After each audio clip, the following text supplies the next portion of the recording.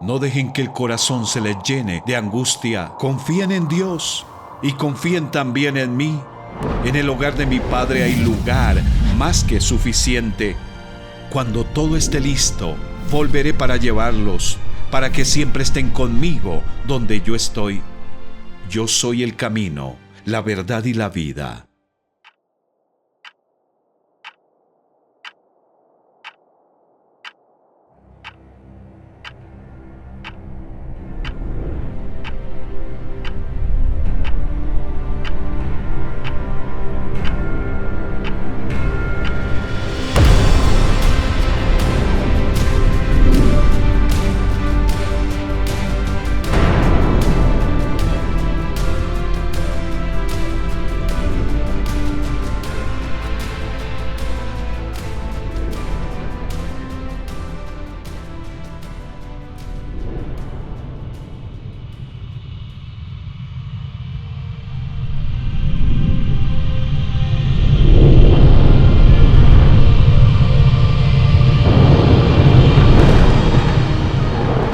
Había llegado la hora. Después de miles de años de preparación, Dios estaba a punto de enviar el Salvador Mesías, Rey prometido al mundo. Pero, ¿quién sería? ¿Cómo vendría?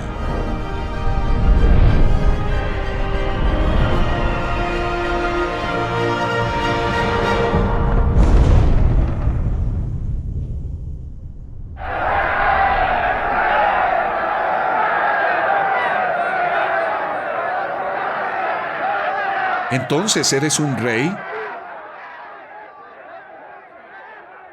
Tú dices que soy un rey, contestó Jesús. En realidad, yo nací y vine al mundo para dar testimonio de la verdad. Todos los que aman la verdad reconocen que lo que digo es cierto. ¿Qué es verdad?, preguntó Pilato. Si pudiéramos viajar hacia atrás en el tiempo y el espacio, atrás, muy atrás, antes de que hubiera personas, planetas o estrellas, podríamos ser testigos del poder y de la gloria detrás de las primeras palabras de las Escrituras. Dios en el principio creó los cielos y la tierra.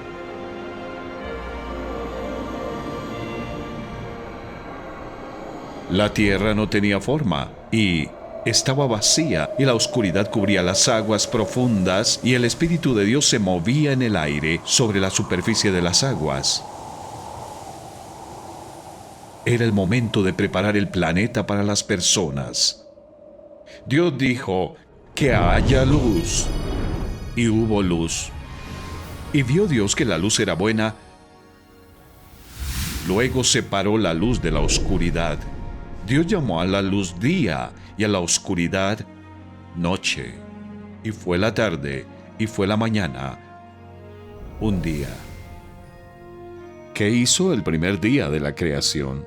Ordenó que la luz atravesara las tinieblas. Día 1 nos muestra que Dios es santo, es perfecto y puro como la luz. Dios es todopoderoso. Hizo y sustenta la atmósfera. Día 3, Dios es bueno. Creó miles de plantas y alimento para nosotros. Día 4, Dios es fiel. El sol y la luna permanecen en sus órbitas. Día 5, Dios es vida. Puso los peces en el mar y las aves en el cielo. Día 6, Dios es amor. Después de crear a los animales, había llegado el momento de formar a las criaturas sobre las que derramaría su amor. Era tiempo de crear a los seres especiales que podrían reflejar su santidad, poder, bondad, fidelidad, vida y amor. El sexto día de la creación, el rey conversó consigo mismo, Dios, su Santo Espíritu y su Verbo, y dijo: hagamos al ser humano a nuestra imagen y semejanza, que tenga dominio sobre la tierra y los seres vivientes. Y Dios creó al ser humano a su imagen. Lo creó a imagen de Dios.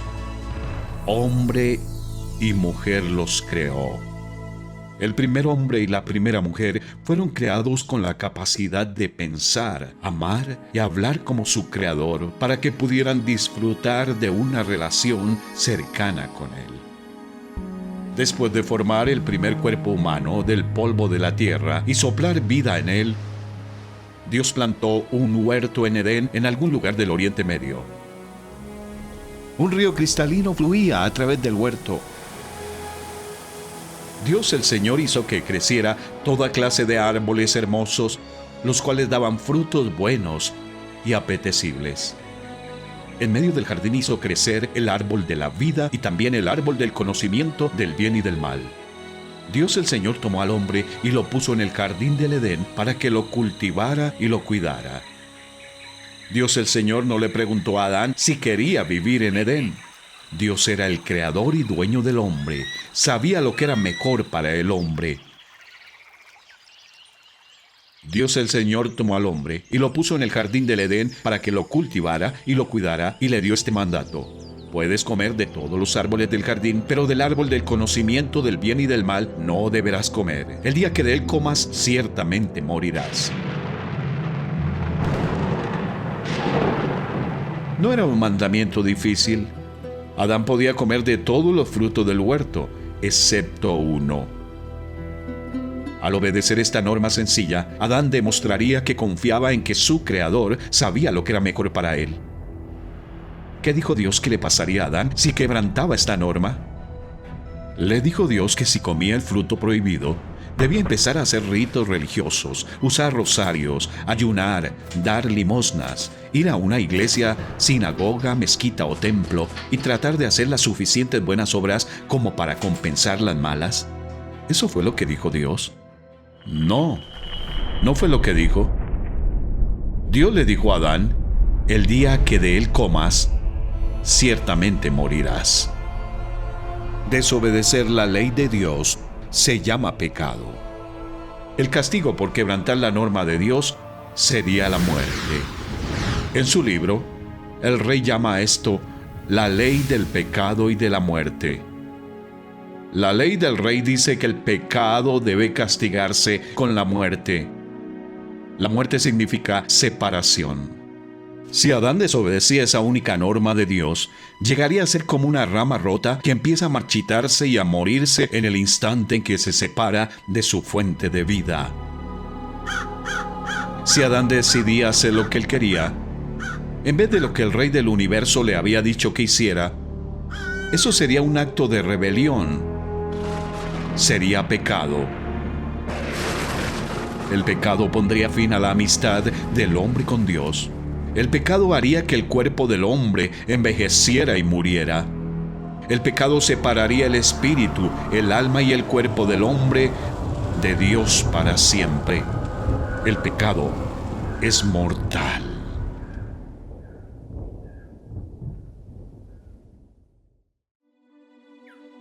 Después de darle al primer hombre un trabajo que hacer y una norma que obedecer, había llegado el momento de que Dios formara a la primera mujer. Luego Dios el Señor dijo: no es bueno que el hombre esté solo, voy a hacerle una ayuda adecuada. Entonces Dios el Señor hizo que el hombre cayera en un sueño profundo y, mientras éste dormía, le sacó una costilla y le cerró la herida. De la costilla que le había quitado al hombre, Dios el Señor hizo una mujer y se la presentó al hombre. Igual que Adán, Eva fue creada a imagen de Dios. Ella también fue hecha para conocer a su creador dueño, reflejar su personalidad y disfrutar una relación feliz con él para siempre. El Señor cuidaba de Adán y de Eva como un padre sabio y amoroso. Cada tarde, venía al huerto para caminar y hablar con ellos. Ellos se sentían felices y cómodos en su presencia. Pero Satanás no era feliz. odiaba a Dios y odiaba a estas dos criaturas que reflejaban la imagen de Dios. Así que el diablo, que había fracasado en su intento de apoderarse del reino del cielo, conspiró para hacerse con el reino de la tierra. Si tan solo pudiera conseguir que Adán, la cabeza de la raza humana, quebrantara la ley de Dios. Pero no tentaría a Adán directamente. Un día, la mujer escuchó una voz. No era Adán, no era Dios. Era una serpiente. Para Eva, un reptil que hablaba no era más que otro nuevo descubrimiento. No tenía ni idea que el enemigo de Dios estaba utilizando a la serpiente. Tampoco sabía que Satanás quería usarla para tentar a Adán a quebrantar la ley de Dios. La serpiente había esperado pacientemente. Sus ojos calculadores acechaban a la mujer. Entonces, en el momento oportuno, les siseó. ¿Es verdad que Dios les dijo que no comieran de ningún árbol del jardín? Satanás quería que Eva dudara de la palabra de Dios. También quería que pensara que Dios les estaba ocultando algo bueno a ella y su esposo. «Podemos comer del fruto de todos los árboles», respondió la mujer, «pero en cuanto al fruto del árbol que está en medio del jardín, Dios nos ha dicho, no coman de ese árbol ni lo toquen, de lo contrario morirán».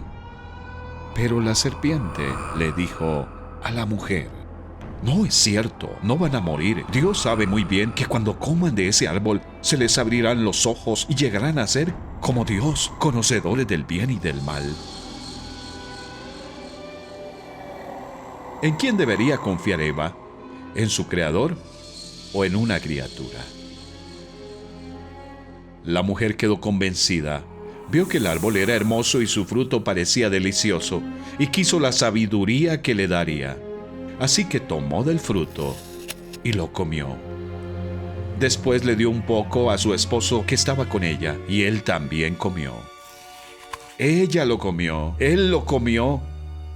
Eva comió el fruto prohibido porque las trampas de Satanás la engañaron. Adán lo comió porque escogió intencionalmente ir por su propio camino en vez de ir por el camino de Dios. En lugar de someterse a su Creador santo y amoroso, la humanidad se rindió ante el enemigo. En ese momento se les abrieron los ojos y tomaron conciencia de su desnudez. Intentaron cubrir su vergüenza con hojas de higuera, pero ningún esfuerzo propio podía solucionar su problema. Eran incapaces de deshacerse del pecado que había invadido sus almas. Eran incapaces de restaurar el honor que habían perdido. La primera pareja había llegado a ser como una rama rota de un árbol vivo. Su pecado había roto su relación con el Rey del universo. Espiritualmente estaban muertos. Su pecado les había separado de la fuente de vida eterna. Cuando el día comenzó a refrescar, oyeron el hombre y la mujer que Dios andaba recorriendo el jardín. Entonces corrieron a esconderse entre los árboles para que Dios no los viera. Dios el Señor llamó al hombre y le dijo: «¿Dónde estás?». El hombre contestó: «Escuché que andabas por el jardín y tuve miedo porque estoy desnudo. Por eso me escondí». «¿Y quién te ha dicho que estás desnudo?», le preguntó Dios. «¿Acaso has comido del fruto del árbol que yo te prohibí comer?». El mismo día que pecaron Adán y Eva, Dios anunció algunas de las consecuencias de gran alcance de su pecado. Debido a su pecado, Adán y Eva habían perdido el dominio sobre la tierra. Su mundo incluiría ahora espinas, dolor, tristeza, enfermedad y muerte. La humanidad había pecado y debía morir. La ley del pecado y de la muerte lo exigía. El hombre no tenía forma de salvarse de la maldición del pecado. ¿Había alguna esperanza?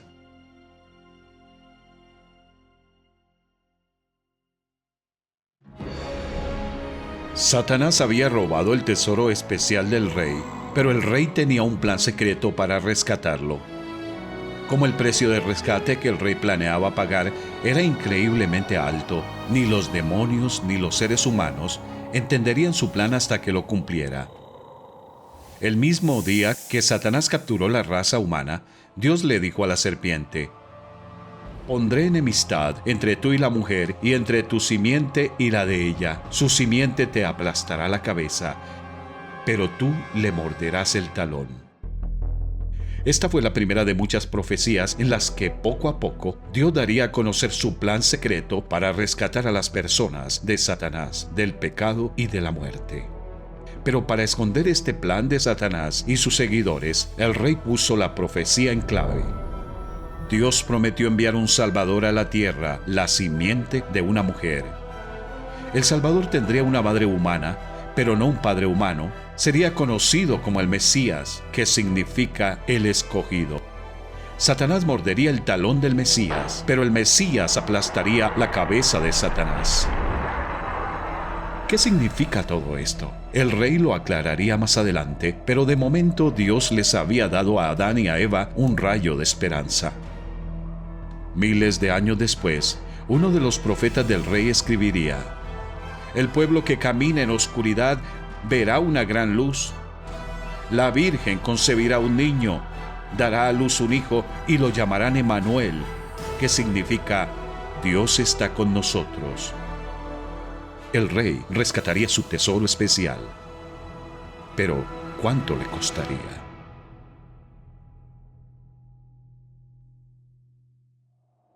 ¿Recuerdas qué hicieron Adán y Eva después de comer el fruto prohibido?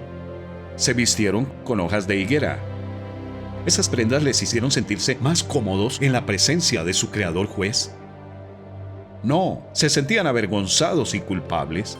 No tenían forma de arreglar las cosas entre ellos y Dios. Así que Dios hizo algo por ellos.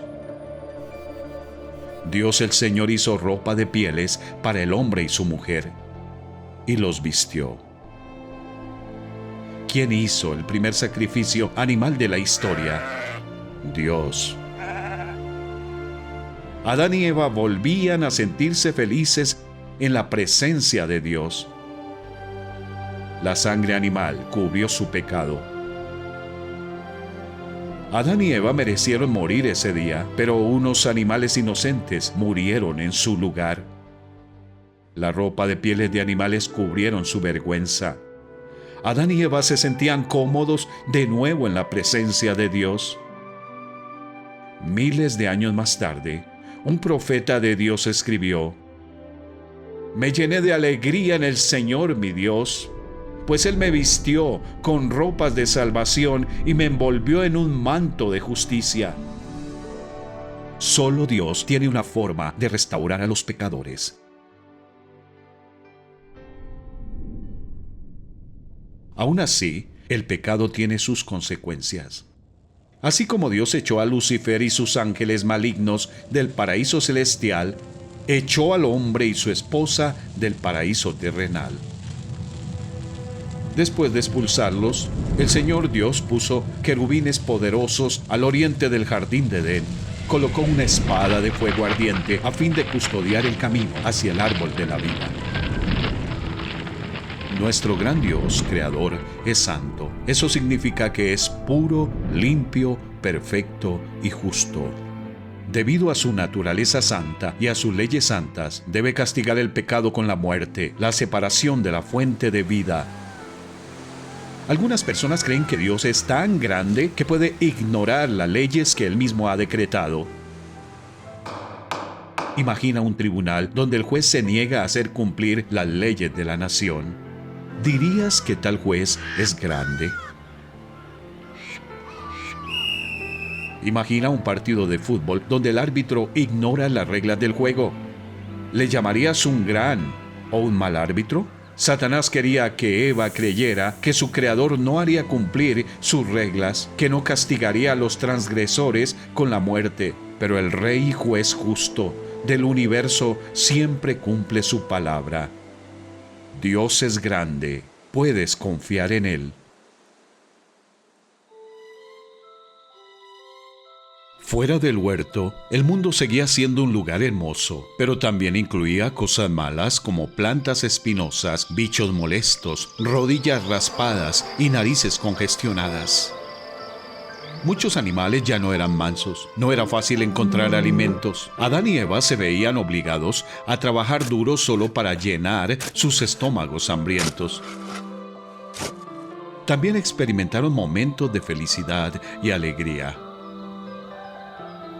El hombre se unió a su mujer Eva, y ella concibió y dio a luz a Caín, y dijo: con la ayuda del Señor he tenido un hijo varón. Al primer bebé del mundo, Eva le llamó Caín, que significa posesión. ¡Qué precioso tesoro les había dado Dios! Quizá pensó que su hijo sería el Salvador prometido, pero pronto descubrió que su niñito hermoso era terco y egoísta, igual que sus padres. Más tarde, cuando nació su segundo hijo, Eva le llamó Abel, que significa vanidad o nada. Evidentemente, Adán y Eva no podían producir aquella simiente de una mujer sin pecado que salvaría a las personas de sus pecados. En vez de reflejar la imagen santa de Dios, los hijos de Adán y Eva reflejaban sus propias naturalezas torcidas por el pecado. Adán tuvo otros hijos y otras hijas, a su imagen y semejanza. ¿Ves a Caín quitándole el melón a su hermanito? Actúa igual que sus padres que tomaron el fruto que no les pertenecía. Como una enfermedad contagiosa, el pecado de Adán y Eva afectó a sus hijos. Cuando Adán pecó, el pecado entró en el mundo. El pecado de Adán introdujo la muerte, de modo que la muerte se extendió a todos porque todos pecaron. Un proverbio africano dice: una rata solo puede producir crías que cavan. Un proverbio árabe expresa el mismo hecho: el hijo de un pato es nadador. Cuando nuestros primeros padres pecaron, se volvieron como una rama rota de un árbol. Así como cada ramita y hoja de la rama rota se ve afectada, cada miembro de la rama familiar de Adán se ve afectado por el pecado de Adán. ¿Había alguna forma en la que Dios pudiera perdonar a Caín y Abel y declararles justos ante sus ojos? Sí, pero sería muy costosa. Sin derramamiento de sangre, no hay perdón. La ley inquebrantable del universo, la ley del pecado y de la muerte, debía cumplirse. El pecado tenía que ser castigado con la muerte. Por eso, el camino del perdón del Rey exigía una muerte.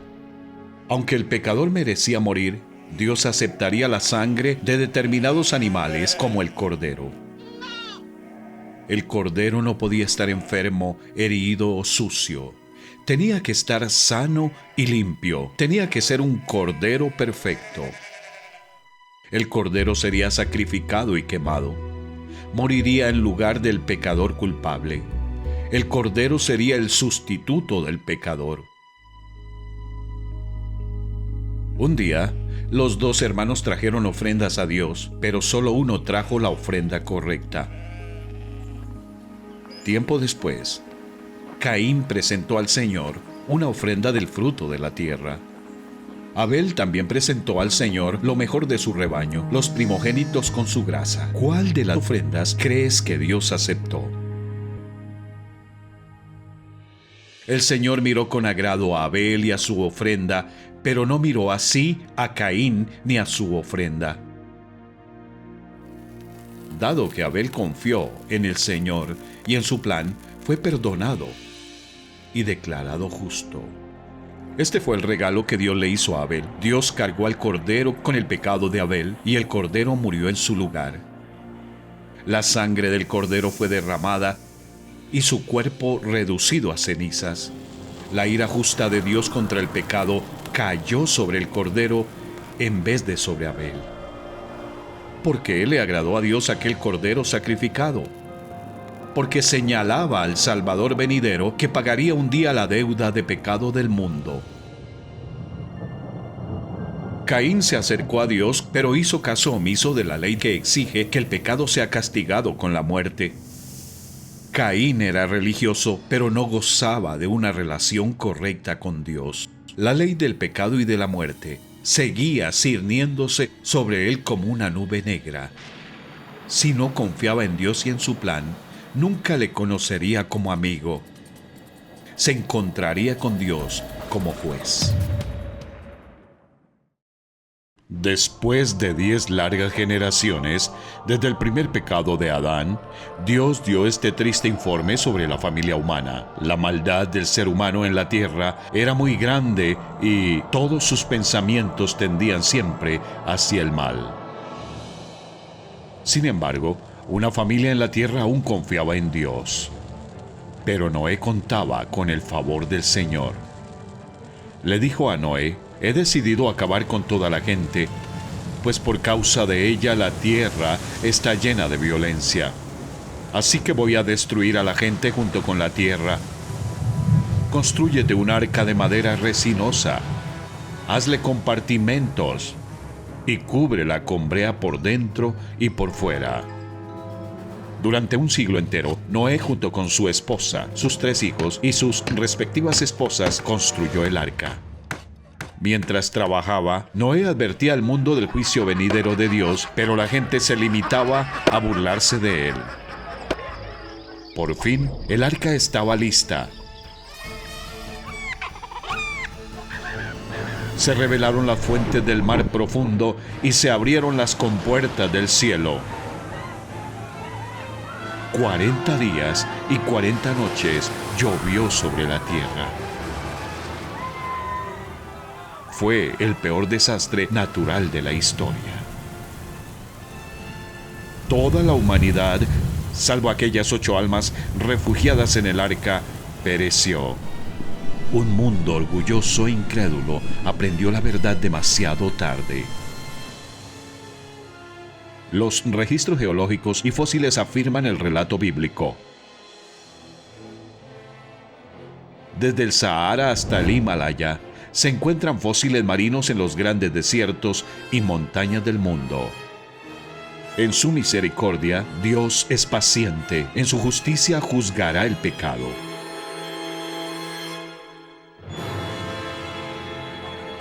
¿Sabes qué hizo Noé después de que su familia y los animales salieron del arca? Luego Noé construyó un altar al Señor, y sobre ese altar ofreció como holocausto animales puros y aves puras. El Señor percibió el grato aroma. La justicia y la misericordia de Dios no habían cambiado. El pecado seguía exigiendo la paga de muerte. Por eso Noé derramó la sangre de unas criaturas inocentes y quemó sus cuerpos sobre un altar suspendido entre el cielo y la tierra, entre Dios y el hombre. Estos sacrificios señalaban al Mesías sin pecado, que un día vendría a la tierra para ofrecer la verdadera paga por el pecado.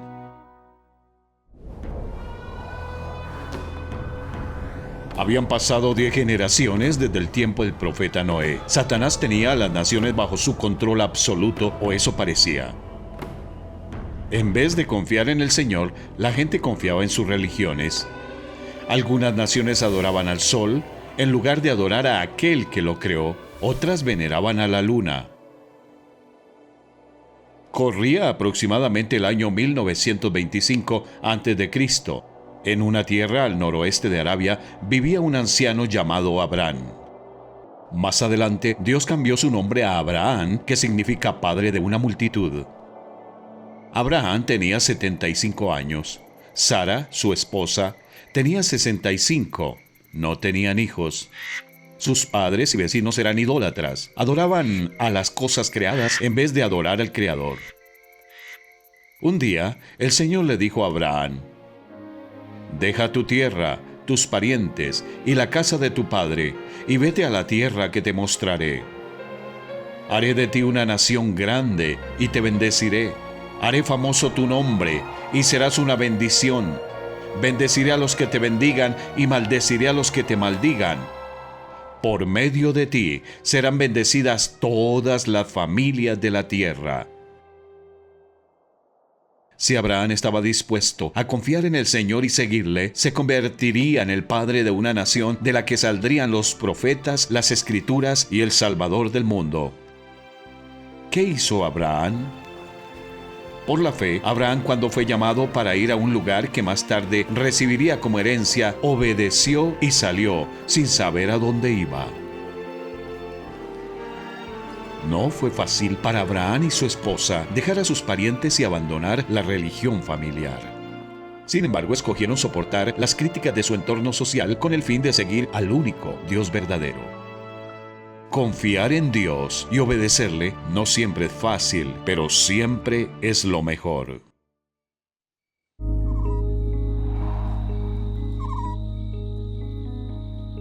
Abraham y su esposa eran ancianos y no tenían hijos. Sin embargo, el Señor había prometido hacer de Abraham el padre de una gran nación. ¿Cómo reaccionó Abraham ante esa promesa imposible de Dios? Le creyó Abraham a Dios, y esto se le tomó en cuenta como justicia. Como todos los descendientes de Adán, Abraham era un pecador, pero como Abel y Noé, ofrecía a Dios sacrificios por el pecado. Dado que Abraham creyó al Señor y sus promesas, eso le fue contado por justicia en el cielo, y Dios le dio el regalo de la vida eterna. Sara confió también en el Señor, y también fue declarada justa. Pero es difícil esperar. Después de estar en la tierra de Palestina durante 10 años, esperando y orando para que Sara quedara embarazada, decidieron ayudar a Dios a cumplir su promesa de darle un hijo a Abraham.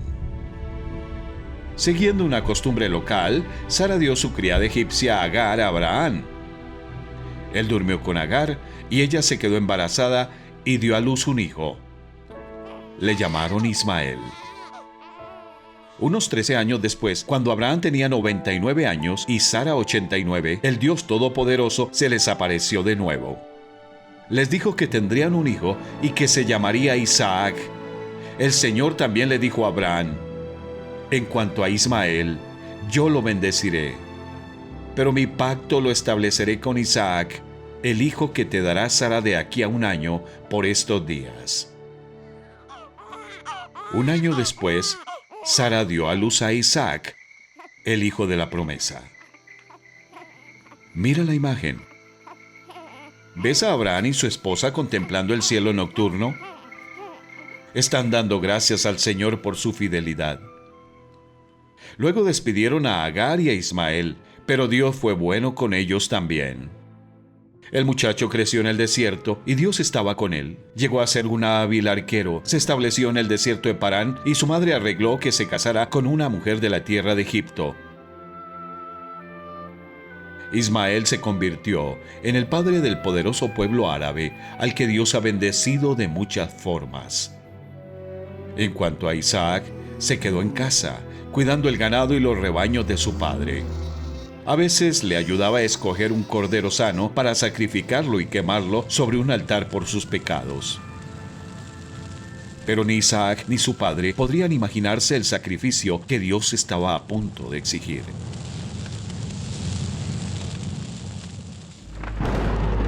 Esta es la historia directamente de las Escrituras.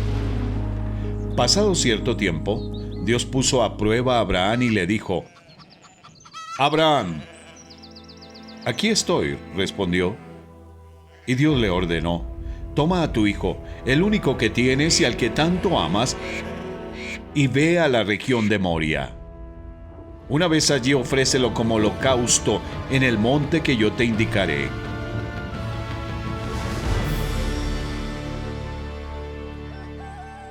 Abraham se levantó de madrugada y ensilló su asno. También cortó leña para el holocausto y, junto con 2 de sus criados y su hijo Isaac, se encaminó hacia el lugar que Dios le había indicado.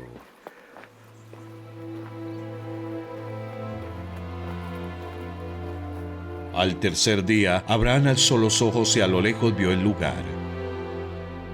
Entonces les dijo a sus criados: quédense aquí con el asno, el muchacho y yo seguiremos adelante para adorar a Dios y luego regresaremos junto a ustedes. ¿Cómo podría regresar el hijo de Abraham si iba a morir y su cuerpo sería quemado? Las escrituras dicen: consideraba Abraham que Dios tiene poder para resucitar a los muertos. Dios había prometido que Isaac sería el padre de una nueva nación, de la cual vendría el Salvador prometido.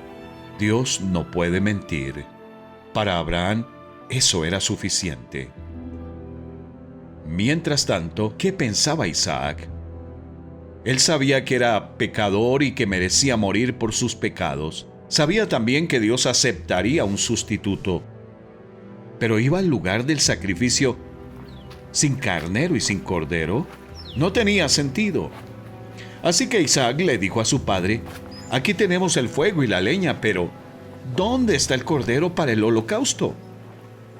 El cordero, hijo mío, lo proveerá Dios, le respondió Abraham. Cuando llegaron al lugar señalado por Dios, Abraham construyó un altar y preparó la leña. Después ató a su hijo Isaac y lo puso sobre el altar encima de la leña. Entonces tomó el cuchillo para sacrificar a su hijo. Pero en ese momento el ángel del Señor le gritó desde el cielo: ¡Abraham! ¡Abraham! Aquí estoy, respondió.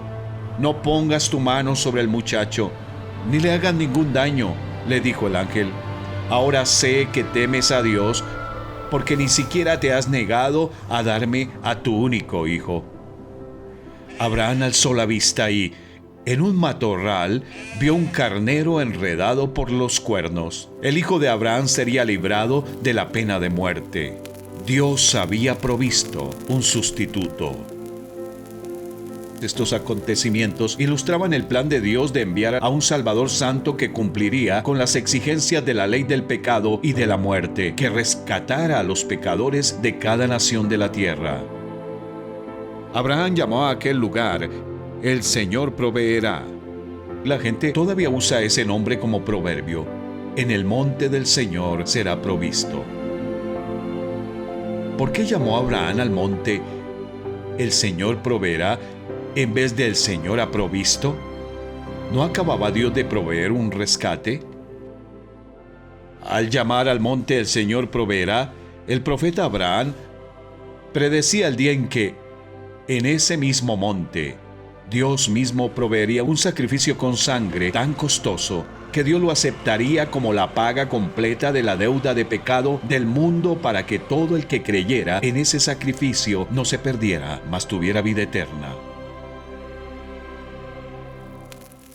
Unos 1900 años después de que el profeta Abraham ofreciera el carnero sobre el altar, el mismísimo Salvador prometido recordaría ese acontecimiento histórico y diría: Abraham, el padre de ustedes, se regocijó al pensar que vería mi día, y lo vio y se alegró. Mientras el humo del carnero subía hacia el cielo, Dios le permitió a Abraham vislumbrar un futuro holocausto que se sacrificaría sobre aquel mismo monte. De repente, la respuesta de Abraham a la pregunta de su hijo: ¿dónde está el cordero?, cobra un sentido más profundo. El cordero, hijo mío, lo proveerá Dios. Para Abraham y su hijo, Dios aún no había provisto un cordero, había provisto un carnero. ¿Dónde estaba el cordero? En el monte perfecto, Dios mismo daría la respuesta. ¿Recuerdas las dos grandes promesas que Dios le hizo a Abraham? Primero dijo: haré de ti una nación grande. Dios cumplió su palabra. Abraham tuvo a Isaac, Isaac tuvo a Jacob, y Jacob tuvo 12 hijos, cuyas familias se convirtieron en las 12 tribus de Israel. Dios también dijo: por medio de ti serán bendecidas todas las familias de la tierra. Dios cumpliría esa parte de su promesa también. Al trabajar con esta nación especial y a menudo rebelde, Dios quiso mostrarles a todos los pueblos de la tierra cómo es Él y cómo los pecadores pueden acudir a Él. Cada vez que Dios protegía a esta nación, protegía sus planes de bendecirnos a ti y a mí, porque era de esta nación que vendrían los profetas, las santas escrituras y el Salvador prometido. El plan secreto de Dios seguía avanzando. Alrededor de 1500 a.C., Dios llamó a Moisés, un descendiente de Abraham, para ser su profeta. Moisés escribió los primeros 5 libros de la Biblia. Dios también lo usó para librar a los 3 millones de descendientes de Abraham de 4 siglos de esclavitud. Dios mismo les guió a través del desierto hostil, con una columna de nube para ofrecer sombra durante el día y con una columna de fuego para ofrecer luz de noche. Por su brazo poderoso, abrió un camino de escape para ellos en el Mar Rojo. Les dio pan del cielo, agua de una roca, y los trajo hasta el monte Sinaí. Allí, al pie del monte, Dios dijo al pueblo: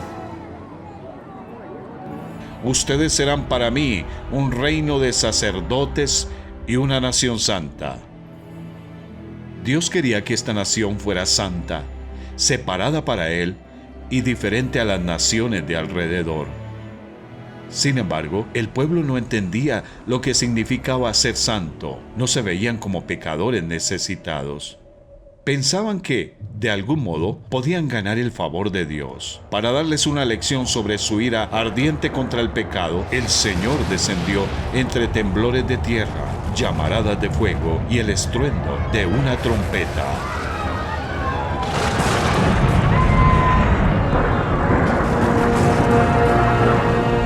Moisés hablaba y Dios le respondía con voz de trueno. Dios le había dado a Adán una norma.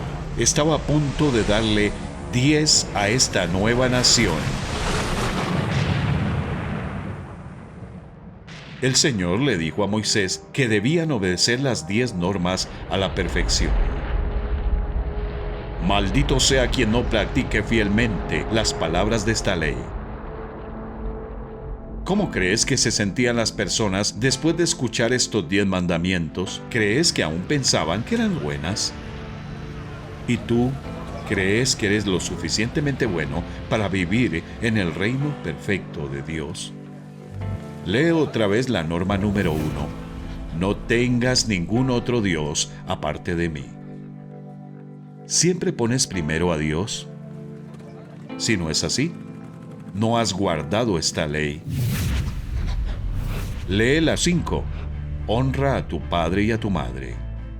Si has desobedecido alguna vez a tu padre o a tu madre, eres culpable ante Dios. Ahora mira la norma 8. No robes. Si alguna vez te has llevado algo que no es tuyo o has hecho trampa en un examen, has quebrantado esta ley. ¿Has mentido alguna vez? Entonces no has obedecido la norma 9. El último mandamiento nos dice que está mal incluso querer tener lo que le pertenece a otra persona. Dios ve el pecado en nuestro corazón. ¿Cuántos pecados hicieron falta para arruinar la relación de Adán y Eva con Dios? Solo uno. La exigencia de Dios de perfección no ha cambiado. Porque el que cumple con toda la ley, pero falla en un solo punto, ya es culpable de haberla quebrantado toda. Dios es santo. Los 10 mandamientos dieron a la nueva nación un criterio claro del bien y del mal. Eso fue algo bueno, pero la ley de Dios también trajo malas noticias. Mostró al pueblo que tenía un problema muy serio. Debido a sus pecados, todos debían morir y ser separados de Dios. El Señor seguiría aceptando la sangre derramada de corderos, toros, machos cabríos y tórtolas para cubrir sus pecados. El mismo día que Dios dio sus 10 mandamientos con voz de trueno, también dijo a Moisés: háganme un altar y ofrézcanme sobre él sus holocaustos. Pero este sistema de ofrecer la sangre de animales por el perdón de pecados solo era una ilustración de lo que Dios realmente exigía. Pues no es posible que la sangre de los toros y las cabras quite los pecados. Los animales no fueron creados a imagen de Dios. El valor de un cordero no es igual al valor de un hombre. Así como no puedes llevar un coche de juguete a un concesionario y ofrecerlo como pago por un vehículo real, asimismo la sangre de un cordero no podía pagar el alto precio exigido por la ley del pecado y de la muerte. Hacía falta un sacrificio mejor. Aunque los sacrificios de animales no podían quitar la deuda de pecado, ofrecían a los pecadores una ilustración de aquel que sí podía quitarla. Al acercarse más y más al momento de la llegada del Salvador, el Señor les dijo a sus profetas que escribieran muchas más profecías sobre este Mesías Rey. A continuación se presentan algunas de esas profecías. La joven concebirá y dará a luz un hijo. Pero de ti, Belén, saldrá el que gobernará. Sus orígenes se remontan hasta la antigüedad, hasta tiempos inmemoriales. Porque nos ha nacido un niño, y se le darán estos nombres: Admirable, Dios fuerte, Príncipe de paz. Su Dios vendrá a salvarlos. Se abrirán entonces los ojos de los ciegos, y se destaparán los oídos de los sordos. Saltará el cojo como un ciervo. Como cordero fue llevado al matadero. Me han traspasado las manos y los pies. El Salvador prometido venía. Pero, ¿cuándo? ¿Y quién sería? ¿Cómo se cumplirían estas profecías? Había llegado la hora. Después de miles de años de preparación, Dios estaba a punto de enviar el Salvador Mesías, Rey prometido al mundo.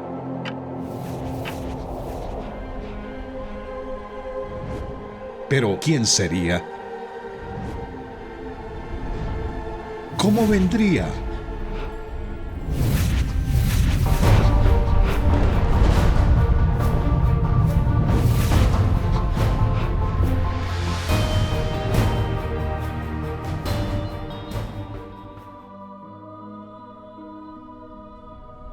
En tiempo de Herodes, rey de Judea, Dios envió al ángel Gabriel a Nazaret, pueblo de Galilea, a visitar a una joven virgen comprometida para casarse con un hombre que se llamaba José, descendiente de David. La virgen se llamaba María. El ángel le dijo: No tengas miedo, María. Dios te ha concedido su favor. Quedarás encinta y darás a luz un hijo, y le pondrás por nombre Jesús. Él será un gran hombre, y lo llamarán Hijo del Altísimo. Dios el Señor le dará el trono de su padre David, y reinará. Su reinado no tendrá fin. ¿Cómo podrá suceder esto?, le preguntó María al ángel, puesto que soy virgen. El Espíritu Santo vendrá sobre ti, y el poder del Altísimo te cubrirá con su sombra. Así que al santo niño que va a nacer lo llamarán Hijo de Dios. ¿Por qué le llamó Gabriel a Jesús el Hijo de Dios? Algunos creen que esta expresión significa que Dios tomó una esposa y engendró un hijo. Eso no es lo que significa. Si eres del continente de África, alguien puede llamarte Hijo de África. ¿Significa eso que África se casó y tuvo un hijo? No, quiere decir que viene de África. El Mesías se llamaba el Hijo de Dios porque vino de Dios.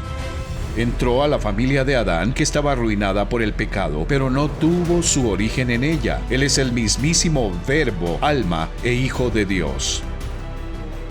¿Recuerdas la promesa que Dios hizo el día que Adán comió el fruto prohibido? Anunció que la simiente de la mujer iba a aplastar la cabeza de la serpiente. Esa simiente prometida estaba en el vientre de una virgen. Quedaba por ver cómo aplastaría la cabeza de la serpiente. 700 años antes, el profeta Miqueas había predicho que el Mesías rey nacería en Belén, la antigua ciudad natal del rey David. Pero había un problema. María y José vivían en Nazaret, a 3 días de viaje hacia el norte. ¿Cómo se cumplirían las Escrituras? Dios lo tenía todo bajo control. Al acercarse el momento en el que María iba a dar a luz, el emperador romano Augusto César decretó que todos los súbditos del imperio regresaran a la ciudad de sus ancestros a registrarse para pagar impuestos. Así que José y María, en estado avanzado de embarazo, viajaron desde Nazaret a Belén.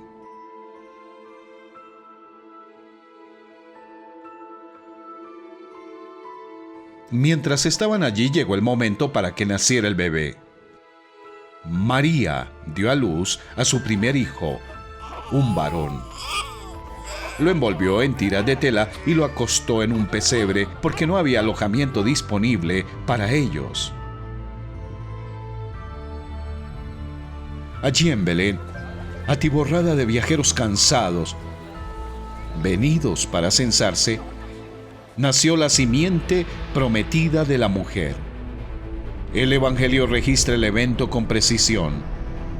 María dio a luz a su primer hijo, un varón. Por parte de su madre, este bebé era el hijo recién nacido de María, pero por parte de su padre, era el eterno Hijo de Dios. El mismo verbo por medio del cual Dios creó el mundo, la misma voz que tronó desde el ardiente monte Sinaí, ahora podía escucharse en el pequeño llanto de un bebé. ¿Y dónde nació? No nació en el palacio de un rey, ni en un hospital, ni siquiera en una posada. El Rey del Cielo nació donde nacen los corderos, en un establo, con un pesebre por cuna. Todo esto era parte del plan de Dios. Ya conocen la gracia de nuestro Señor Jesucristo, que aunque era rico, por causa de ustedes se hizo pobre, para que mediante su pobreza ustedes llegaran a ser ricos.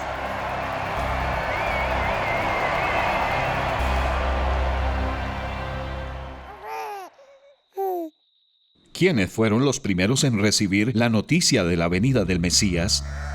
¿El emperador? ¿Los ricos y famosos? ¿Los líderes religiosos? No. Los primeros en recibir la noticia eran unos pobres pastores que criaban corderos para ser sacrificados en el altar del templo en Jerusalén. En esa misma región habían pastores que pasaban la noche cuidando sus rebaños. Sucedió que un ángel del Señor se les apareció. La gloria del Señor los envolvió en su luz y se llenaron de temor. Pero el ángel les dijo: no tengan miedo.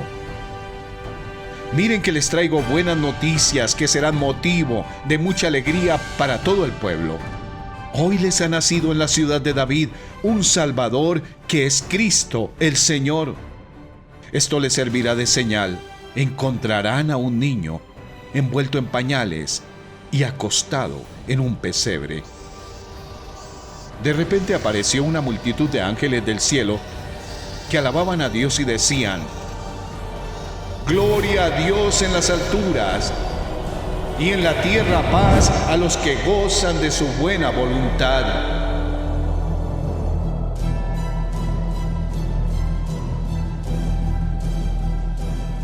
Cuando los ángeles se fueron al cielo, los pastores se dijeron unos a otros: vamos a Belén a ver esto que ha pasado y que el Señor nos ha dado a conocer. Así que fueron deprisa y encontraron a María y a José y al niño que estaba acostado en el pesebre. Cuando vieron al niño, contaron lo que les habían dicho acerca de él y cuantos lo oyeron se asombraron de lo que los pastores decían. ¡Qué historia la que tenían para contar! Ha nacido el Salvador, le hemos visto, le hemos tocado. Algunos creyeron, pero la mayoría no. Pero lo creyeran o no, el rey, cuyo cumpleaños dividió la historia mundial en dos, se había unido a la raza humana.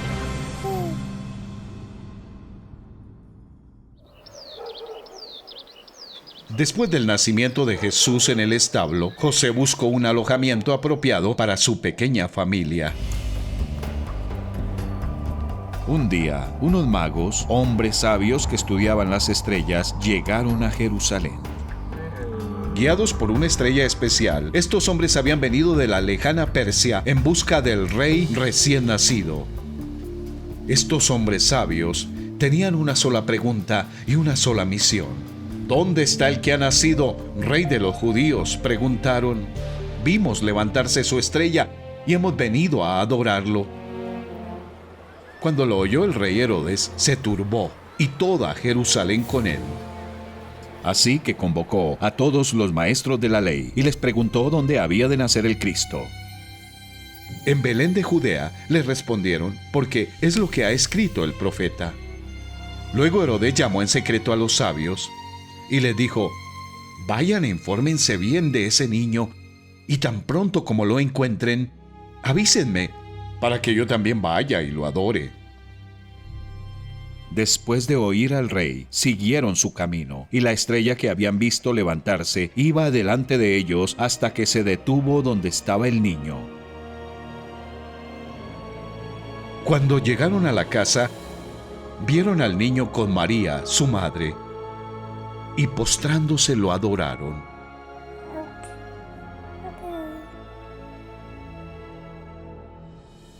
Abrieron sus cofres y le presentaron como regalos oro, incienso y mirra.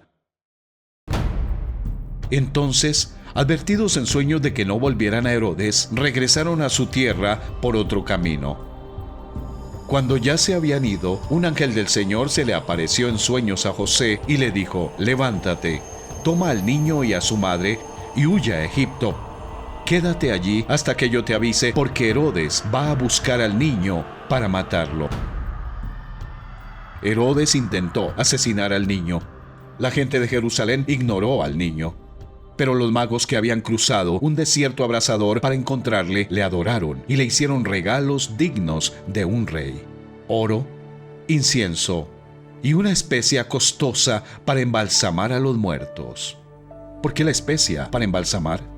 ¿Acaso sabían estos hombres sabios que Jesús había nacido para morir?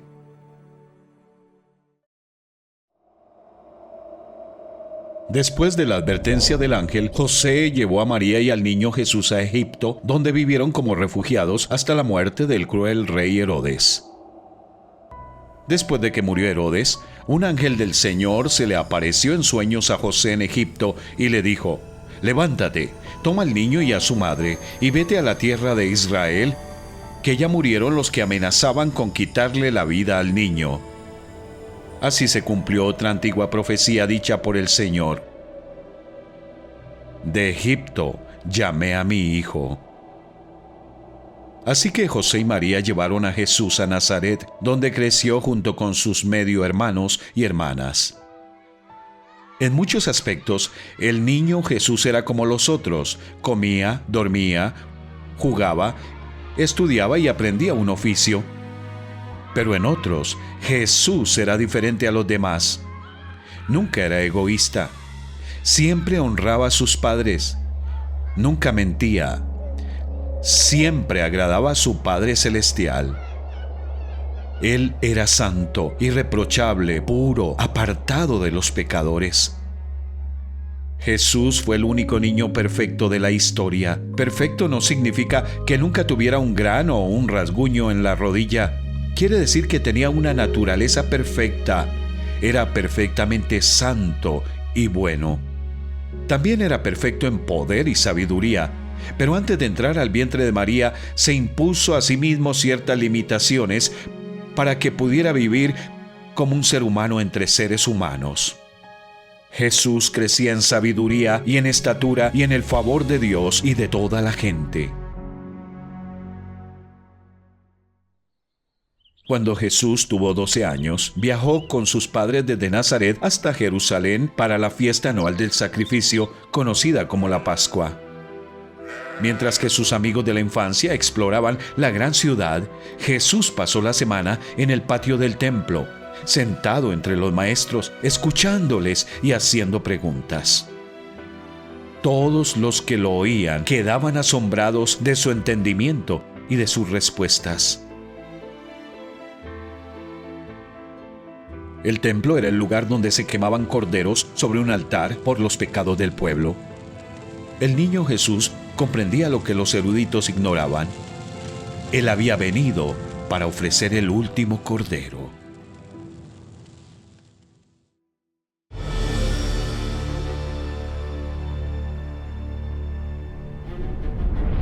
Habían pasado 30 años desde el nacimiento de Jesús en Belén. Augusto César había muerto. Su hijastro Tiberio César reinaba sobre el Imperio Romano. Herodes Antipas gobernaba en Galilea. Poncio Pilato gobernaba en Judea. Y había un nuevo profeta que predicaba en Palestina. En aquellos días se presentó Juan el Bautista, predicando en el desierto de Judea. Decía: «Arrepiéntanse, porque el reino de los cielos está cerca». Cientos de años antes, dos profetas, Isaías y Malaquías, escribieron sobre un profeta futuro que anunciaría la llegada del Mesías Rey. Juan era ese profeta. Mientras que los profetas anteriores habían profetizado, en el momento preciso el Salvador prometido vendrá a la tierra, Juan predicaba: «El momento ha llegado. El Salvador está aquí». Multitudes acudían al desierto para escuchar a Juan. Los que confesaban su condición como pecadores que necesitaban al Salvador se bautizaban en el río Jordán. De esta forma mostraban su fe en el Mesías, que lavaría su gran deuda de pecado y les vestiría con justicia. Día tras día, semana tras semana, Juan hablaba a la gente acerca del tan esperado Salvador del cielo, a quien ni siquiera merezco llevarle las sandalias. Él los bautizará con el Espíritu Santo y con fuego. Entonces un día, el Salvador llegó por la colina, en medio de la multitud, y bajó hasta donde Juan estaba bautizando. Juan señaló a Jesús y dijo: «Aquí tienen al Cordero de Dios, que quita el pecado del mundo». ¿Por qué le llamó Juan a Jesús el Cordero de Dios? Si sabes por qué, sabes cuál era la misión del Rey.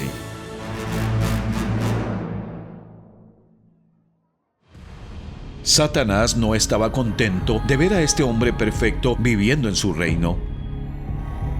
Pero el diablo tenía una estrategia. Así como había tentado al primer hombre a pecar, ahora intentaría conseguir que este hombre pecara.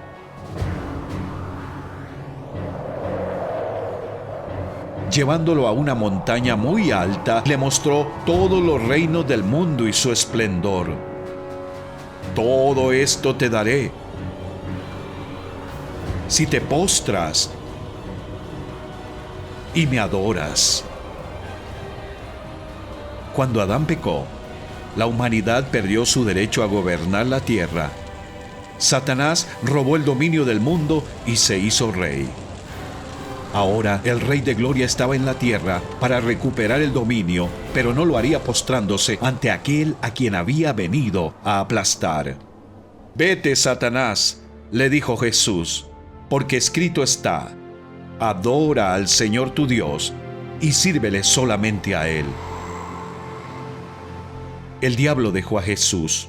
Satanás nunca había tentado a nadie como él, un hombre que no tenía el deseo ni la capacidad de pecar. Jesús era diferente a Adán y sus descendientes. El primer hombre era del polvo de la tierra, el segundo hombre del cielo.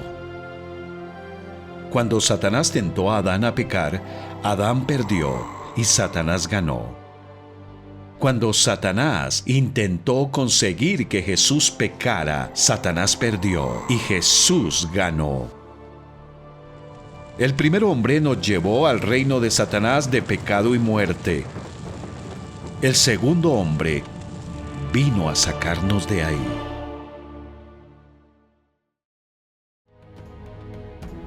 En las escrituras de los profetas, uno de los títulos del Mesías es el brazo del Señor. Los milagros de Jesús mostraban que era el brazo de Dios en la tierra. Con un toque de su mano o una palabra de su boca, los enfermos y moribundos sanaban al instante. Se le acercaron grandes multitudes que llevaban cojos, ciegos, lisiados, mudos y muchos enfermos más, y los pusieron a sus pies, y él los sanó. Las palabras de los profetas se estaban cumpliendo. Los ciegos ven, los cojos andan, los que tienen lepra son sanados, los sordos oyen, los muertos resucitan, y a los pobres se les anuncian las buenas nuevas. Un hombre que tenía lepra se le acercó y de rodillas le suplicó: «Si quieres, puedes limpiarme». Movido a compasión, Jesús extendió la mano y tocó al hombre diciéndole: «Sí, quiero. Queda limpio». Al instante se le quitó la lepra y quedó sano. Al ponerse el sol, la gente le llevó a Jesús todos los que padecían de diversas enfermedades. Él puso las manos sobre cada uno de ellos y los sanó. Además de muchas personas salían demonios que gritaban: «¡Tú eres el Hijo de Dios!». Pero él los reprendía y no los dejaba hablar porque sabían que él era el Cristo. Jesús no quería que los demonios testificaran sobre él. Esos ángeles malignos habían presenciado su autoridad y poder cuando habló y los cielos y la tierra se formaron. Temblaban al recordar el día en que los expulsó del cielo. Y ahora él estaba viviendo en la tierra como un hombre. El dominio de su amo se estaba desmoronando. El Rey de Gloria había invadido su territorio. Donde quiera que Jesús iba, el poder de Satanás se debilitaba. Donde quiera que iba Jesús, la maldición del pecado retrocedía. Junto con los milagros, Jesús tenía un mensaje. Se ha cumplido el tiempo, decía. El reino de Dios está cerca. Arrepiéntanse y crean las buenas nuevas.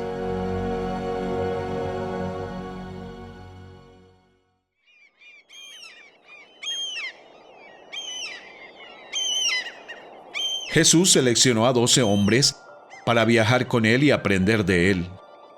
También le seguían muchas mujeres. A los que creían en él, su llamado era sencillo: sígueme. Pero su llamado también era costoso. El que quiere a su padre o a su madre más que a mí, no es digno de mí.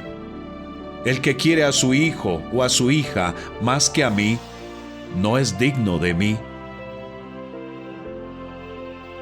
A menudo, Jesús enseñaba a sus discípulos cómo debían vivir los ciudadanos del reino de los cielos para reflejar el carácter y la gloria de su Rey.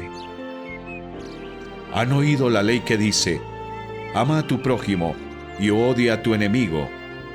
Pero yo digo: ama a tus enemigos, ora por los que te persiguen. Jesús no era como los líderes religiosos que decían cosas como: haz esto, no hagas aquello, sigue estas normas, este es el camino. Solo Jesús podía decir: yo soy el camino, la verdad y la vida. Jesús también era distinto a los profetas que ofrecieron sacrificios por sus pecados y escribieron sobre el Mesías venidero. Jesús dijo: «No malinterpreten la razón por la cual he venido. No vine para abolir la ley de Moisés o los escritos de los profetas. Al contrario, vine para cumplir sus propósitos».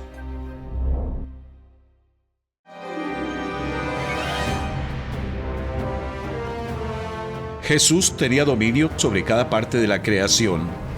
Sin embargo, no iba por ahí diciendo: «Adórenme, soy Dios, soy Dios». Simplemente hacía las cosas que solo Dios podía hacer y dejaba que la gente llegara a sus propias conclusiones. Basándote en las próximas dos historias, ¿quién crees que es Jesús? Jesús, en compañía de sus discípulos y de una gran multitud, se dirigió a un pueblo llamado Naín. Cuando ya se acercaba a las puertas del pueblo, vio que sacaban de allí a un muerto, hijo único de madre viuda.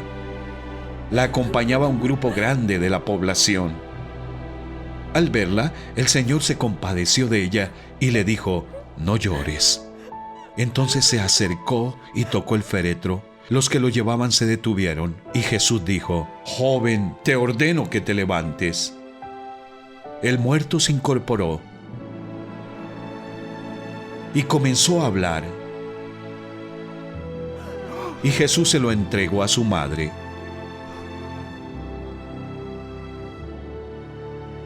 Todos se llenaron de temor y alababan a Dios.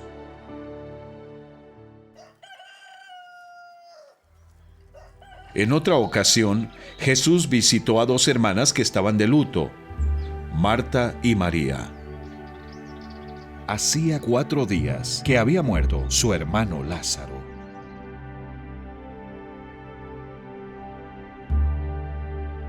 «Señor», le dijo Marta a Jesús, «si hubieras estado aquí, mi hermano no habría muerto».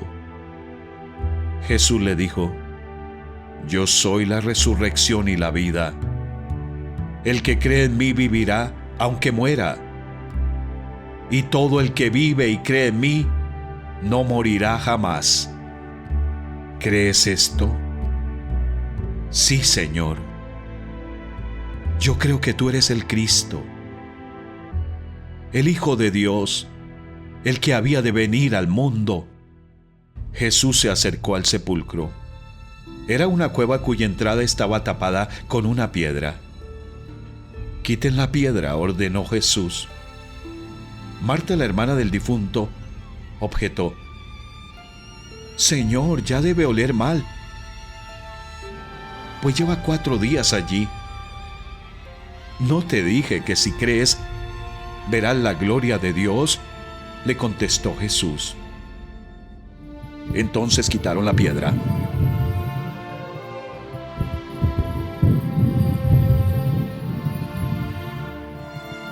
Dicho esto, gritó con todas sus fuerzas: «Lázaro, sal fuera».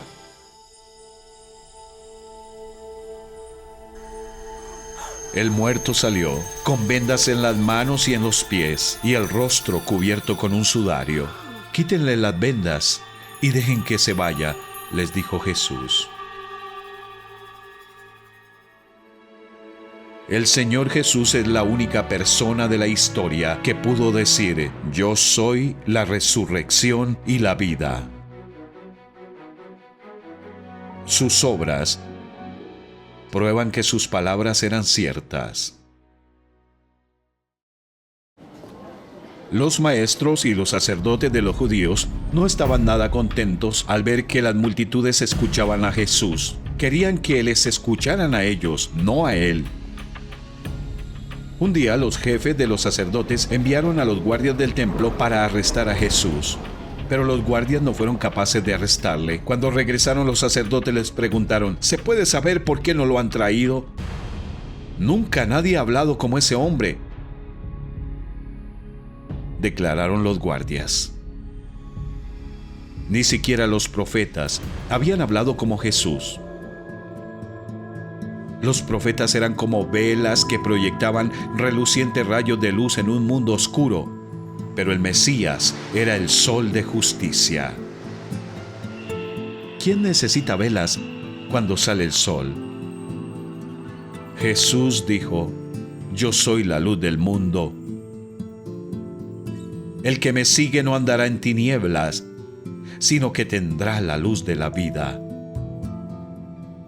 Jesús es el Verbo, la palabra, que dijo en el principio que haya luz. Él es la fuente primordial de la luz física y la espiritual. Al acercarse la hora de cumplir su misión, el Mesías llevó a 3 de sus discípulos, Pedro, Santiago y Juan, a lo alto de un monte. Allí se transfiguró en presencia de ellos. Su rostro resplandeció como el sol, y su ropa se volvió blanca como la luz. En esto se les aparecieron Moisés y Elías conversando con Jesús. Mientras estaban aún hablando, apareció una nube luminosa que los envolvió, de la cual salió una voz que dijo: este es mi Hijo amado, estoy muy complacido con él, escúchenlo. Al oír esto, los discípulos se postraron sobre su rostro aterrorizados. Pero Jesús se acercó a ellos y los tocó. Levántense, les dijo, no tengan miedo. Los discípulos nunca olvidaron lo que vieron ese día. Más tarde, Pedro escribiría: nosotros vimos su majestuoso esplendor con nuestros propios ojos. Y Juan escribiría: hemos contemplado su gloria, la gloria que corresponde al Hijo unigénito del Padre, lleno de gracia y de verdad. Pero por ahora, la gloria del Hijo seguía escondida en su cuerpo de carne. Había llegado la hora para que el Rey cumpliera su misión. Durante 3 años, el Señor Jesús había estado viajando por Palestina, haciendo el bien y sanando a todos los que estaban oprimidos por el diablo. La gente común y corriente le amaba, pero los líderes religiosos en Jerusalén estaban conspirando para matarle, y Jesús lo sabía. Era la víspera de la fiesta anual del sacrificio, llamada la Pascua. Al día siguiente se sacrificarían miles de corderos. Aunque Jesús sabía que él también moriría al día siguiente, pasó la velada cenando una última vez con sus discípulos. A medianoche llevó a sus discípulos a un jardín llamado Getsemaní. Allí, sabiendo los horrores que le esperaban, oró a su Padre. Y en ese momento, llegaron los líderes religiosos con una multitud de hombres armados. Jesús permitió que le ataran y le llevaran a la casa del sumo sacerdote, donde se habían reunido los líderes judíos. Allí, muchos hombres dijeron mentiras sobre él.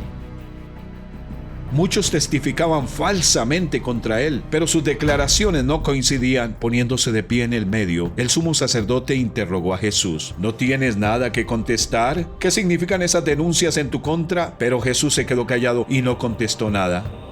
¿Eres el Cristo, el Hijo del Bendito?, le preguntó de nuevo el sacerdote. Sí, yo soy, dijo Jesús. Y ustedes verán al Hijo del Hombre sentado a la derecha del Todopoderoso y viniendo en las nubes del cielo. ¿Para qué necesitamos más testigos?, dijo el sumo sacerdote, rasgándose las vestiduras. Ustedes han oído la blasfemia. ¿Qué les parece? Todos ellos lo condenaron como digno de muerte. Algunos comenzaron a escupirle, le vendaron los ojos y le daban puñetazos. ¡Profetiza!, le gritaban. Los guardias también le daban bofetadas. El tribunal judío había sentenciado la pena de muerte, pero no tenía autoridad para llevarla a cabo. Solo un tribunal romano podía hacer eso. Era temprano en la mañana cuando los líderes religiosos y una multitud creciente llevaron a Jesús desde la casa del sumo sacerdote hasta el palacio del gobernador romano Poncio Pilato. Los líderes religiosos querían que Pilato ejecutara a Jesús. Comenzaron a presentar su caso. Este hombre ha estado llevando al pueblo por mal camino al decirle que no paguen los impuestos al gobierno romano y al afirmar que él es el Mesías, un rey.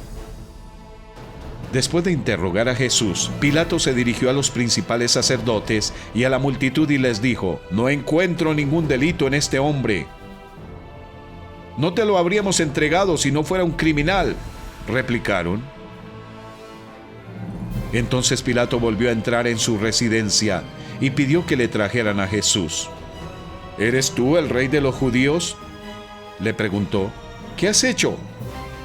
Jesús contestó: «Mi reino no es un reino terrenal. Si lo fuera, mis seguidores lucharían para impedir que yo sea entregado a los líderes judíos. Pero mi reino no es de este mundo». Pilato le dijo: «¿Entonces eres un rey?». «Tú dices que soy un rey», contestó Jesús. «En realidad, yo nací y vine al mundo para dar testimonio de la verdad. Todos los que aman la verdad reconocen que lo que digo es cierto». «¿Qué es verdad?», preguntó Pilato. Entonces salió de nuevo a donde estaba el pueblo y dijo: «Este hombre no es culpable de ningún delito». Pero la multitud seguía gritando: «¡Crucifícalo! ¡Crucifícalo!». Pilato sabía que Jesús era inocente, pero por temor a los líderes religiosos y su multitud, condenó a muerte a Jesús. Pilato sentenció a Jesús al castigo extremo de la ley romana, un azotamiento brutal seguido por la crucifixión. Algunos de los soldados del gobernador llevaron a Jesús al cuartel y llamaron a todo el regimiento. Le quitaron la ropa y le pusieron un manto escarlata. Armaron una corona con ramas de espinos y se la pusieron en la cabeza y le colocaron una caña de junco en la mano derecha como si fuera un cetro. Luego se arrodillaron burlonamente delante de él mientras se mofaban: «¡Viva el rey de los judíos!». Lo escupieron, le quitaron la caña de junco y lo golpearon en la cabeza con ella. Los soldados ignoraban el significado de la corona de espinas que habían puesto en la cabeza de Jesús. Las espinas eran parte de la maldición a causa del pecado de Adán. El Santo Rey de Gloria había venido para cargar con la maldición del pecado por nosotros. Después de burlarse de él, le quitaron el manto, le pusieron su propia ropa y se lo llevaron para crucificarlo. 2 criminales condenados fueron llevados también con Jesús. Cada uno fue obligado a cargar con su propia cruz hasta el lugar de la ejecución.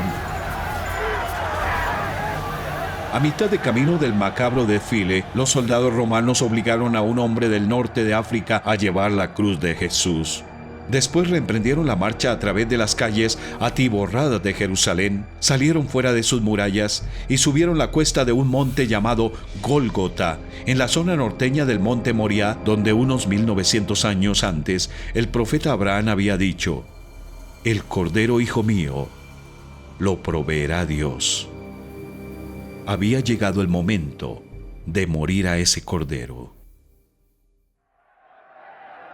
Cuando llegaron al lugar llamado La Calavera, lo crucificaron allí, junto con los criminales.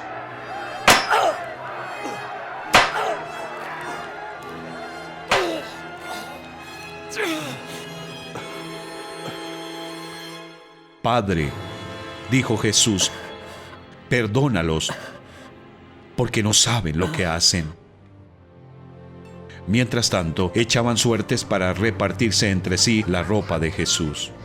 La gente por su parte se quedó allí observando, y aún los gobernantes estaban burlándose de él.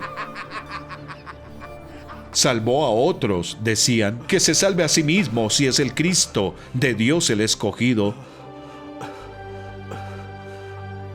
El plan de rescate de Dios se estaba cumpliendo al detalle.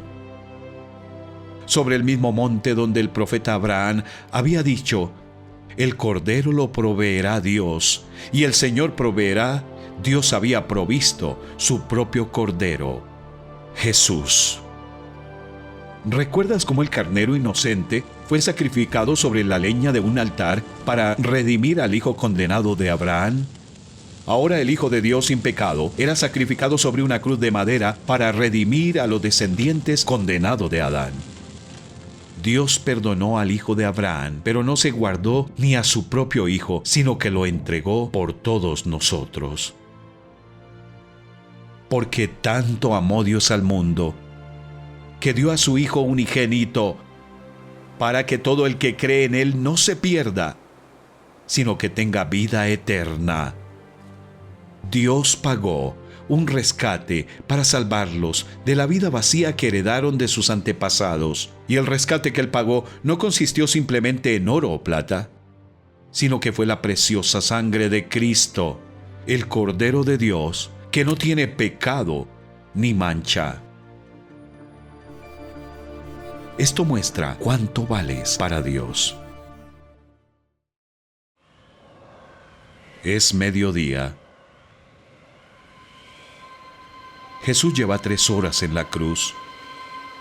Llegan nubes oscuras y el día se vuelve como la noche. Los espectadores aterrados se dispersan. Un silencio inquebrantable cubre el monte.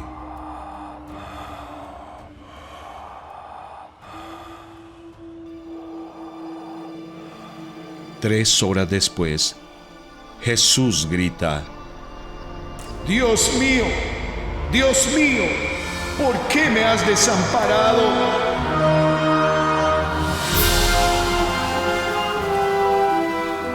Sobre el altar de la cruz, el eterno Hijo de Dios sintió el horror de ser separado del Dios del cielo. Durante esas horas de oscuridad, escondido de los ojos de los hombres, Dios tomó todos nuestros pecados y los cargó sobre su Hijo Santo. Jesús se convirtió en el sacrificio final por el pecado, ya que los pecados pasados, presentes y futuros del mundo se cargaron sobre Jesús. Dios en el cielo tuvo que apartar la mirada porque sus ojos son tan puros que no puede ver el mal.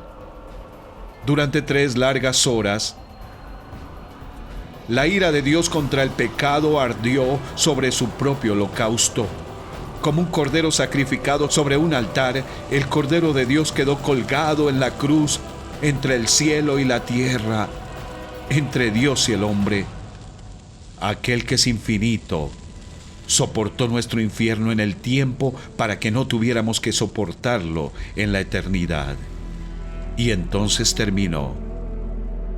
Sabiendo que había llevado el castigo que merecían los pecadores y que había cumplido las profecías del Antiguo Testamento, Jesús dijo: todo se ha cumplido. Luego inclinó la cabeza y entregó el Espíritu.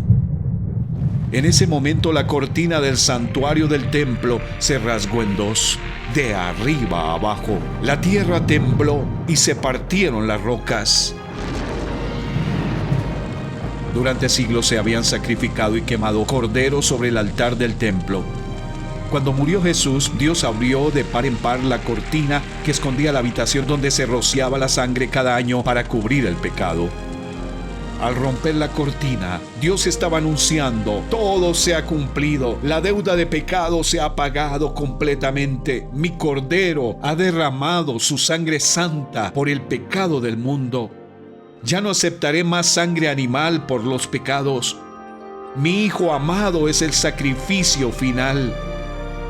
Para todos los que creen en Él, la puerta del cielo está abierta de par en par.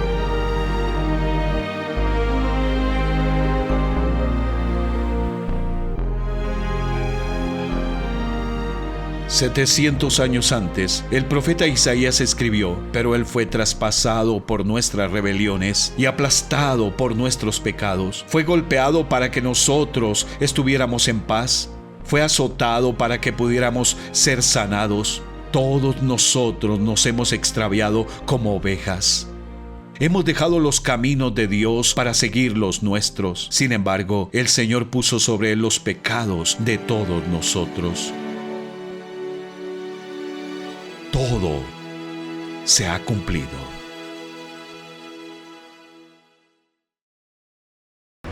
Desde el día que Adán pecó, había reinado la muerte como cruel soberano sobre la familia humana.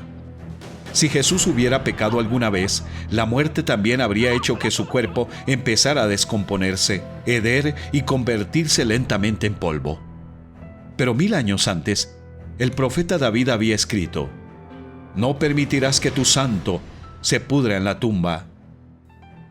La muerte y la tumba no tenían poder sobre aquel que nunca pecó. El tercer día después de la muerte y sepultura de Jesús, muy temprano, varias mujeres fueron a la tumba a presentar sus respetos. De repente, con un gran terremoto, apareció un ángel del cielo, quitó la piedra y se sentó sobre ella. Los soldados se desmayaron, pero el ángel les dijo a las mujeres: «No teman. Sé que buscan a Jesús, el que fue crucificado. No está aquí. Ha resucitado tal como dijo que sucedería. Vengan, vean el lugar donde estaba su cuerpo. Y ahora vayan rápidamente y cuéntenle a sus discípulos que ha resucitado». Las mujeres se fueron a toda prisa. Estaban asustadas, pero a la vez llenas de gran alegría, y se apresuraron para dar el mensaje del ángel a los discípulos. Mientras iban, Jesús les salió al encuentro y las saludó. Ellas corrieron hasta él, abrazaron sus pies y lo adoraron. Mientras tanto, los soldados fueron a la ciudad y les dijeron a los líderes religiosos lo que había sucedido. Así que los líderes les sobornaron con una enorme suma de dinero y les dijeron: «Digan que los discípulos de Jesús vinieron por la noche y que, mientras ustedes dormían, se robaron el cuerpo». Pero sus mentiras no podían ocultar la verdad. La tumba estaba vacía. Con su muerte, Jesús pagó nuestra deuda de pecado. Con su sepultura, bajó al abismo de la muerte y de la descomposición. Con su resurrección, venció a la muerte y ahora dice: «No tengas miedo. Yo soy el primero y el último y el que vive. Estuve muerto, pero ahora vivo por los siglos de los siglos y tengo las llaves de la muerte y del infierno». Para todos los que creen estas buenas noticias, la muerte solo es la puerta que se abre a la presencia del Rey que anuncia: «Porque yo vivo, también ustedes vivirán». Durante los 40 días siguientes, el Señor aparecía súbitamente entre sus seguidores, hablaba con ellos y luego desaparecía. El cuerpo resucitado de Jesús podía atravesar paredes y viajar a la velocidad del pensamiento. Él es el primero en tener un cuerpo así, pero no será el último. Así como hemos llevado la imagen de aquel hombre terrenal, llevaremos también la imagen del celestial. Ya que la muerte vino por medio de un hombre, también por medio de un hombre viene la resurrección de los muertos. Pues así como en Adán todos mueren, también en Cristo todos volverán a vivir. 40 días después de su resurrección, Jesús reunió a sus discípulos en el Monte de los Olivos, a las afueras de Jerusalén. Los discípulos querían saber cuándo regresaría. No les toca a ustedes conocer la hora ni el momento determinados por la autoridad misma del Padre, les contestó Jesús. Pero cuando venga el Espíritu Santo sobre ustedes, recibirán poder y serán mis testigos, tanto en Jerusalén como en toda Judea y Samaria, y hasta los confines de la tierra. Habiendo dicho esto, mientras ellos lo miraban,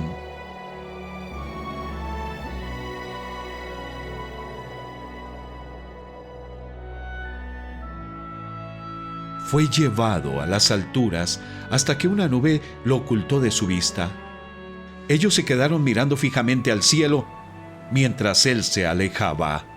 De repente se les acercaron dos hombres vestidos de blanco que les dijeron: Galileos, ¿qué hacen aquí mirando al cielo? Este mismo Jesús que ha sido llevado de entre ustedes al cielo vendrá otra vez de la misma manera que lo han visto irse. Entonces regresaron a Jerusalén. Mientras tanto, en el cielo había llegado el momento de coronar al Rey de gloria y honra.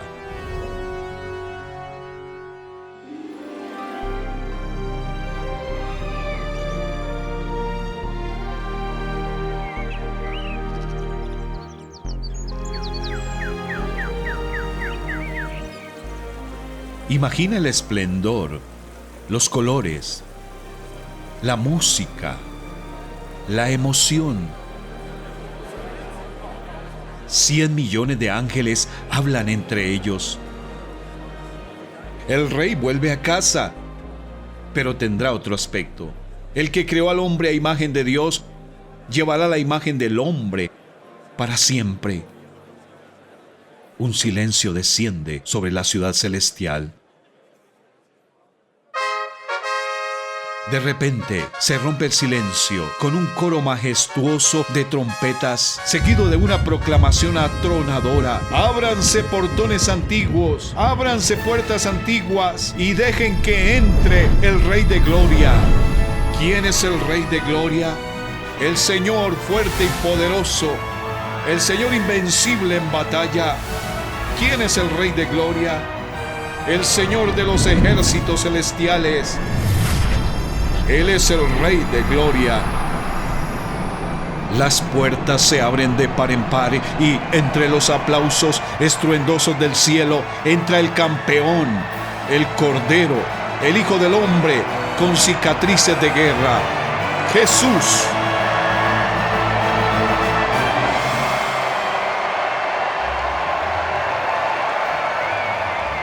Pasa a través de la multitud que le adora hasta el trono de su Padre. Se gira, contempla la raza redimida de Adán y se sienta. Misión cumplida. Más tarde los ciudadanos del cielo cantan este nuevo cántico a su amado Rey. Digno eres de recibir el rollo escrito y de romper sus sellos, porque fuiste sacrificado y con tu sangre compraste para Dios gente de toda raza, lengua, pueblo y nación. Luego los ángeles rodean el trono, alabando a Dios y diciendo: digno es el Cordero que ha sido sacrificado de recibir la honra, la gloria y la alabanza. En el mundo hoy, la mayoría de los descendientes de Adán siguen cautivos del reino condenado de Satanás, de pecado y de muerte. Pero hay libertad al alcance. Por su muerte, sepultura y resurrección, el Señor Jesús ganó la batalla definitiva.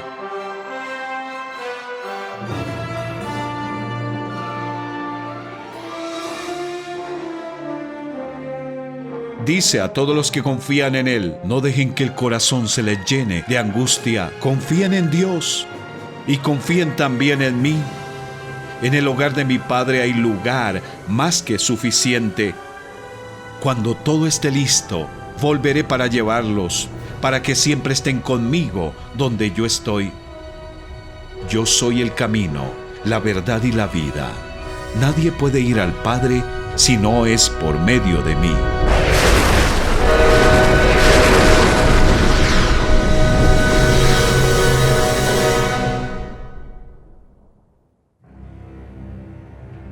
Yo nací y vine al mundo para dar testimonio de la verdad. Todos los que aman la verdad reconocen que lo que digo es cierto.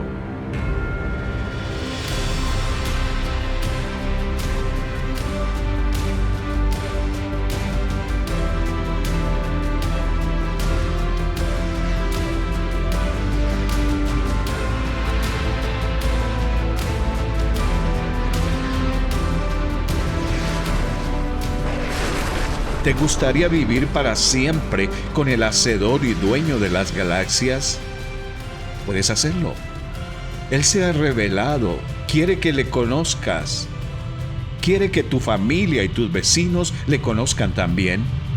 Te invita a entender su plan, experimentar su amor, contemplar su majestad, someterte a su gobierno y vivir bajo su gloria.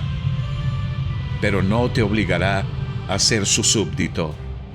A fin de cuentas, Él no solo es un rey, es el Rey de gloria. Esta es su historia.